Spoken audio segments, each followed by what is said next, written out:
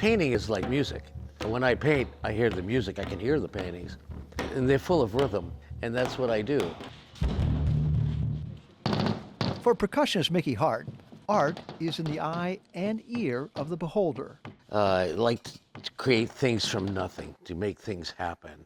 And visual or sonic, it doesn't matter. It's just the act of creation.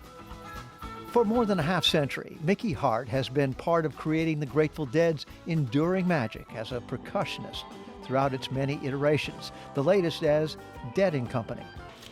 Okay, we'll have, mind your head, kid, mind your head. More recently, he's taken on painting as a second career, both as an emotional release from his day job and as another medium for expressing the fundamental role rhythm plays in all of his work. I paint with multicolors.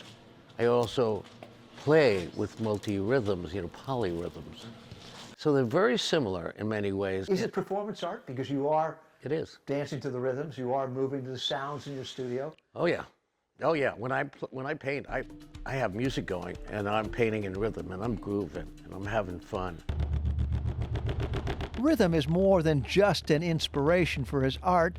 It's an integral part of his technique, which he and others are calling vibrational expressionism. Some of his canvases are the actual drum heads and cymbals he's performed with over the years.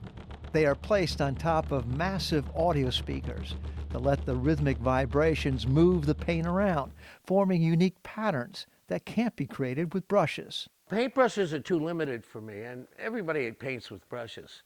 So I imagine I couldn't paint better than a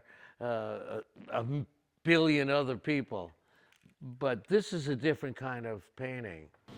I use buckets and all kinds of things that hang from the ceiling that makes figure eights and circular movements. Technique is just a means of arriving at a statement. Did Jackson Pollock inspire Oh yeah, you? Jackson Pollock was one of my idols. I can control the flow of the paint. There is no accident. And he was random, and I like random, and I like chaos. Chaos, I embrace chaos, and so did Pollock. But he only went so far, and I was going to take it further than that, take it into the vibrational world. His sources of good vibrations for painting come from as far away as outer space, from his previous collaboration with Nobel Prize-winning physicist and Deadhead, Dr. George Smoot. And as close to home as his own brain's reflection of different rhythms from his medical research with neurologist Dr. Adam Gazzaley. They're interchangeable for me, sound and light. Light, of course, is very powerful, more powerful than sound. The eye is, anyway, as an organ, more powerful than the ear.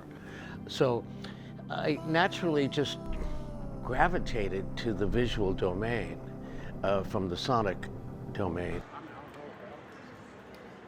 As non-traditional as his technique, so is his first major gallery exhibition. Here at a Las Vegas casino, where he's created a pop-up gallery for his work at the Venetian Hotel, so longtime Deadheads can see and possibly buy some of his art, like Larry Watton from New York. I know him more as a musician, but I think of him as a full artist. His whole being is art. We're Deadheads from way back. We want to see everything in this exhibit. Robin and Tim Lamont came from Florida for both Mickey Hart's music and his art. I've seen some of his art some other places. Are you surprised by anything you see here? Yeah, it's actually really good. I wasn't expecting it to be this good. Everybody sees something different in the paintings, and everybody hears something different in the music. And that's the beauty of both, is because there's mystery involved in it. What about now art critics? When you put your art out there, they're not going to be necessarily your friends. I don't think of critics anymore. Critics are long gone.